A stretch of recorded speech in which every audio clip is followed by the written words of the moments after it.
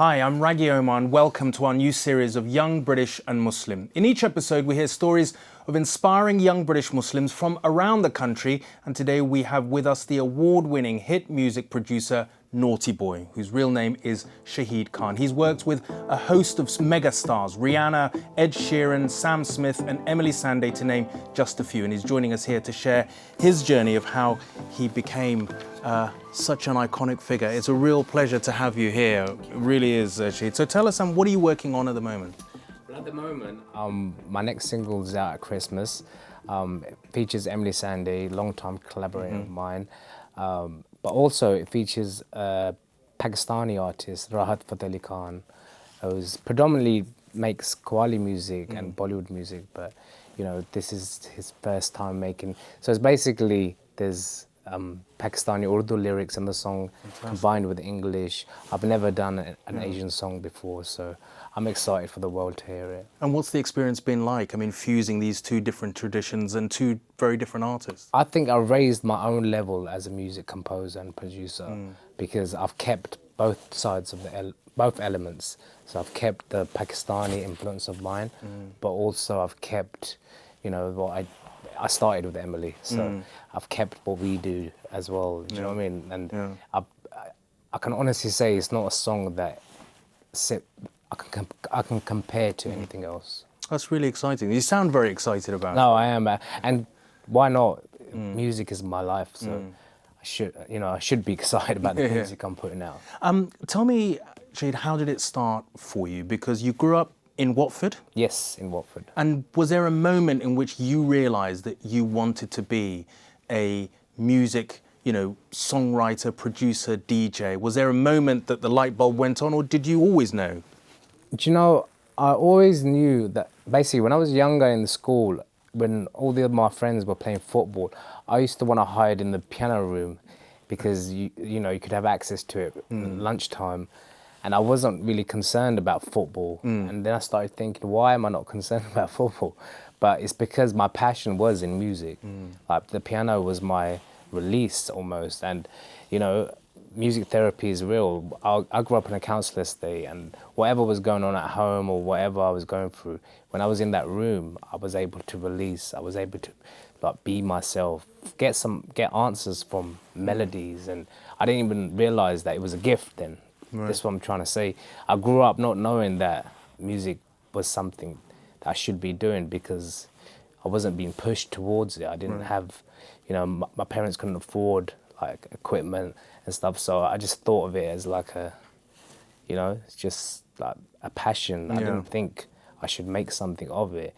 It's only when I did other jobs, like working at a bank or selling Victorian dolls, or being an IT guy, or I did so many jobs for me to think, no, I'm not. That's my path. That's what I want to do. This isn't my path. There must be something else. What is it I'm missing?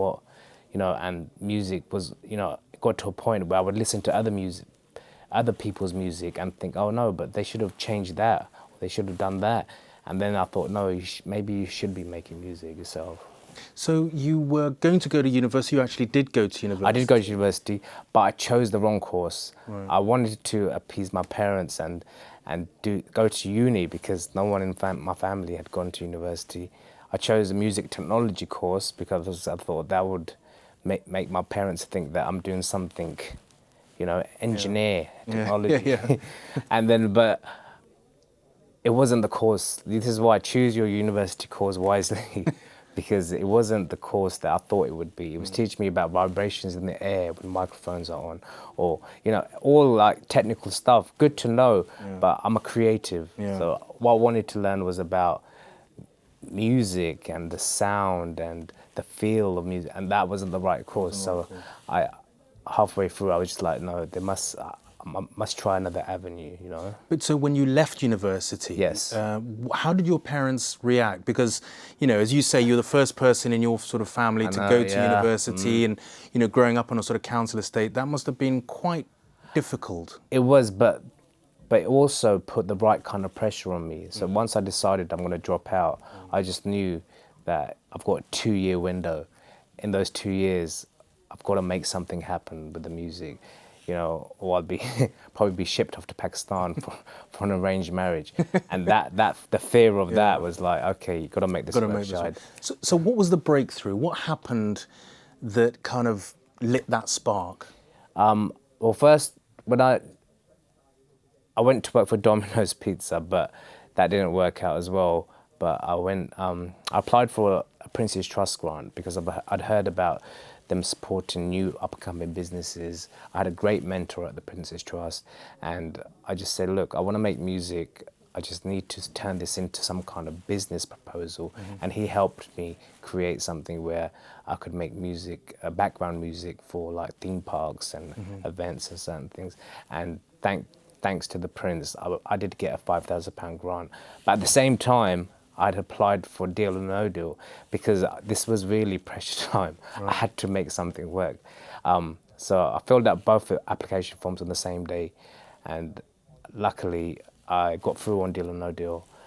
I must thank Noel Edmonds as well. So what happened? You were on Deal or No Deal, yes. and what happened on the show? On the show, I won £44,000. Wow. When you've got £10 in your bank account, you don't know what £44,000 is going to feel like. Yeah. So up until it went into my bank account, I just thought this is It's just a number. It's just an insane number. Yeah. And I was there for like probably a month because you play until you play on the show, opening boxes until it's your turn to play. Right. So I wasn't expecting any of that. But what I knew from Deal or No Deal was that I can be me because I grew up in Watford in a predominantly Pakistani, people and culture, and that Deal or No Deal was the first time I stepped away, stepped out, and I got to experience other cultures. There was a woman, an older lady that I became really close with, because you got close with the other contestants, right. And towards the end of her time there, she actually I took her for a walk to. I think we were at a pond, and she said, I only ever see people like you on the news, but I really like you. And I couldn't fault her for that, because the part of England she lived in, there weren't any. So Pakistanis or Muslims. Yeah, so what she was used to seeing was Pakistanis and Muslims on the news. It made me a little bit sad as well, but it also opened my eyes that this is change something. Yeah. Because she might go back and talk to her friends and say, I met this Pakistani Muslim guy and he was so nice and he was so normal. And that was the beginning of like me realizing, okay, this is deeper than just, I'm stepping into the outside world. Yeah. Do you know what I mean? Does music do that as well? I mean, in terms of breakthroughs about sort of getting through stereotypes and how we perceive things? Yeah, it does. But initially, I created Naughty Boy to not be seen. Right. So no one could judge him based on his colour or his ethnicity or even religion, because when you hear music, it's colourless in that sense. It's a colour that everyone in the world understands. It's a frequency that everyone in the world understands. So I didn't want to put a stamp on it and say, oh, this is me. By the way, I'm brown, I'm Muslim. I didn't think that was as important as the music I was about to put out. And luckily, after Deal or No Deal, I met Emily Sandé. How did that happen? Because in some ways, I mean, there's some articles I've sort of read that, I mean, you flew her down, didn't you, from Glasgow, yes. Glasgow, and that was the beginning of the journey for her as well. It was, but we met for a reason. That was like the universe engineering, definitely, because I went to a showcase in London to see someone else perform, and Emily just happened to be there. I think it was a one extra showcase. Neither of us had I'd just done one song by then with Bashi called Black Boys, and that was for Black History Month, but this was in 2000, after Deal or No Deal. And then I was like, I need to find a singer to work with. I just met her, saw her perform, and I just thought I was the person she was performing to. Right. Sometimes you're... Personally, like... Yeah, I just felt, no one else is here right now. Right. She's singing to me. Yeah. And then I just had to go up to her and say, look, I felt like a bit of a chancer because I hadn't worked with a singer before. But then when we spoke, there was, there's something Emily always says, that when the moment she met me, she just trusted me. And I think when you're making music with someone, you're opening up your heart, you're opening up a lot of things. So that was a good sign.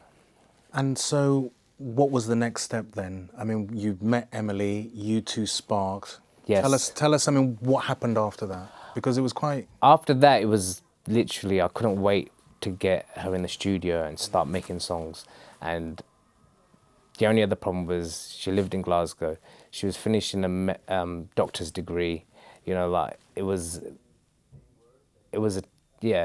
I basically said to her, let's give this a go, put that on pause. And this is, again, without knowing the answers. I just had a feeling. And a lot of what I do is based on instinct and not as much from the brain, but instinctively, I think I've crafted my path, and Emily was definitely the beginning of something even I couldn't imagine. Yeah. And success came came pretty rapidly, didn't it? Yeah, because her album did amazingly well.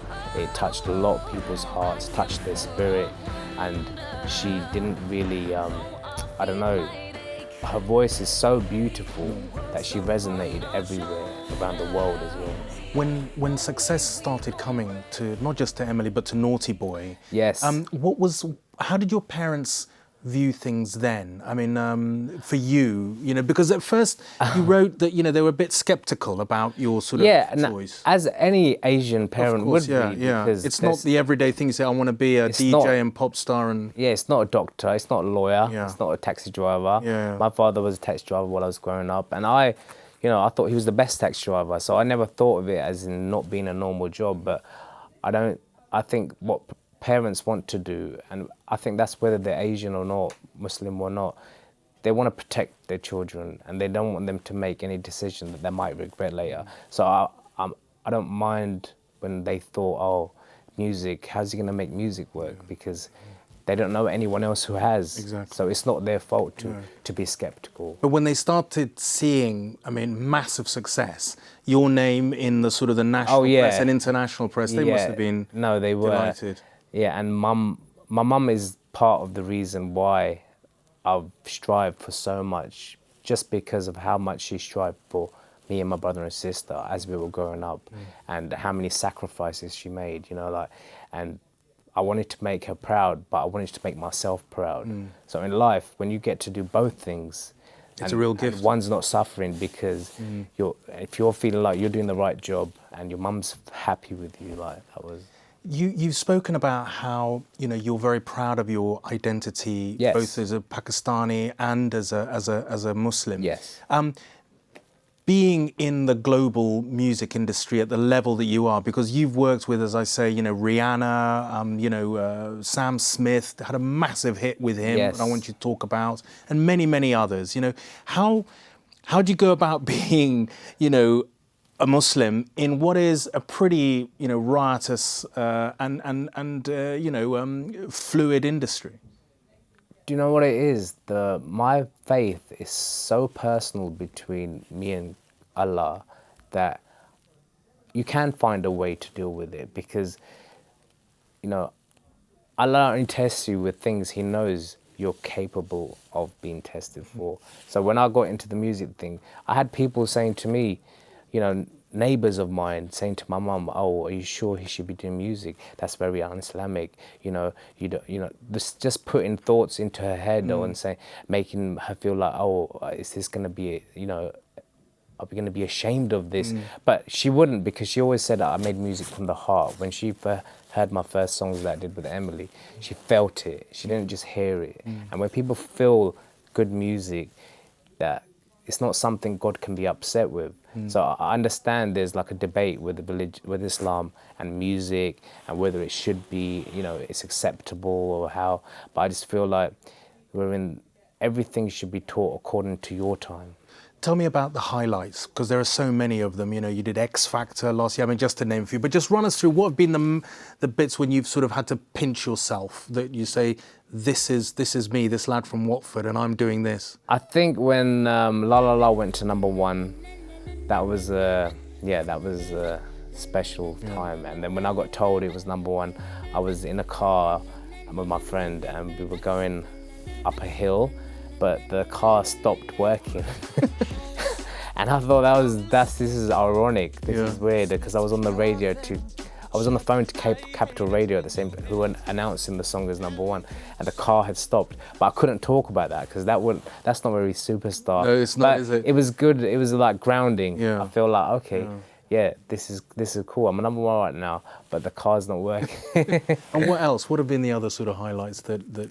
I think being recognised by Prince Charles and performing at Buckingham Palace for the last few years for the British Asian Trust, and I'm an ambassador for the trust, and they do so much for the South Asian regions like Pakistan, Bangladesh, India. You know, like human trafficking, you wouldn't know how much of an issue that is in those countries. But to address things like that and fundraise for things like that, you know, like those are still important to you. Those yeah, sort of they are, aspects of because working. just because it's not going on here, that could easily be somewhere I could have grown up had my parents not come here in the 60s. I could, you know, that could be something I'm encountering, but to create awareness, I think that's part of my responsibility as Pakistani and as a Muslim. And what would you say, I mean, your reflections are as being a very, very well-known young British sort of Muslim? And, you know, because there's a lot of challenges in the community over the last sort of 5-10 years. You sort of touched on it yourself.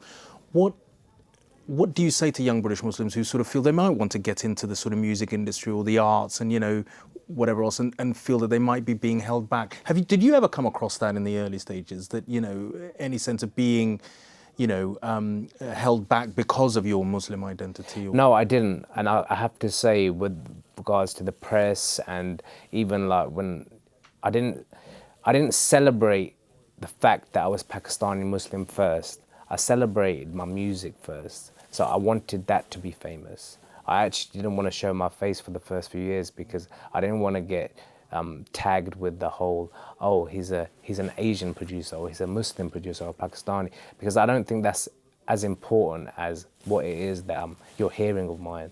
And so doing it that way, I'm so much more comfortable now to talk about, you know, being proud of being Pakistani, being proud of being Muslim, because I've got a CV that, you know... That's a pretty impressive CV. No, but that was given, those songs were given without me trying to sell my skin color, without me trying to sell like my faith. Do you know what I mean? Even though that is in me, that's still a personal thing. Yeah. Your faith is something that's between you and God, and I don't think people should be that concerned about how the world is going to feel about it. And that goes for any religion, you know, whether you're Christian, Jewish, my God is your God. Yeah. And that's the belief I have. I'm not about separation or making people feel like that they're there and they're over there. We are one. Do you know what I mean? Yeah.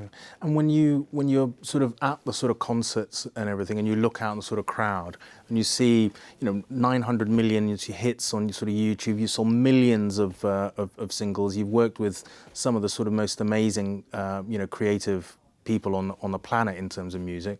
What do you think about as you know, being young Shahid from Watford?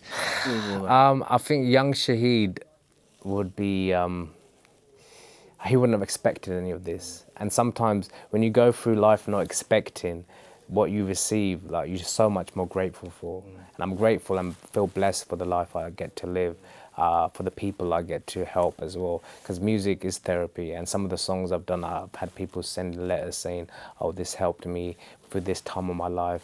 Oh, this helped me with when my dad got cancer. And, you know, like Running, the song I did with Beyonce, that's affected a lot of people, not just because it's me and Beyonce and Ara Benjamin.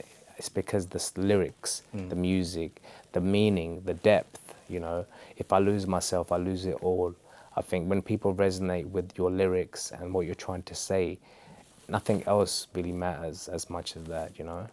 And do you see yourself finally, I mean, you know, with your established sort of success, trying to sort of give a leg up to sort of other young emerging sort of artists who just might need that sort of push, you know, to give them their own deal or no deal? Definitely. But I feel like Deal or No Deal was definitely a part of my journey, and I think it was to help me understand what was about to happen as well, and just understand how to interact with people that, I was the only Asian on my show. There was like different nationalities, different ages. I think that was a good learning experience for me. Well, it's been an absolute pleasure having you on the program. Thank you very much for coming and telling us your whole story. And that's it for this edition of Young British and Muslim. You can join in the conversation at #YBMITV on Twitter. We'll be back with another episode soon. Thanks for watching.